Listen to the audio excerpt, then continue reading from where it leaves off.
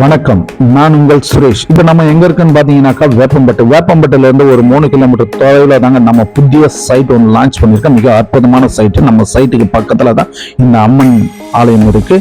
பக்கத்திலேயே பாத்தீங்கன்னாக்கா கிருஷ்ணா நதி நீர் நம்ம சைட்டுக்கு பக்கத்திலேயே தாங்க இருக்கு.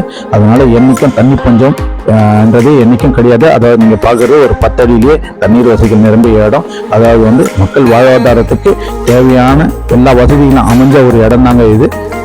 மக்கள் வாழக்கூடிய ஒரு வாழ்வாதாரமான இடத்துக்கு மத்தியில தாங்க நம்மளுடைய சைட் அமைஞ்சிருக்கு.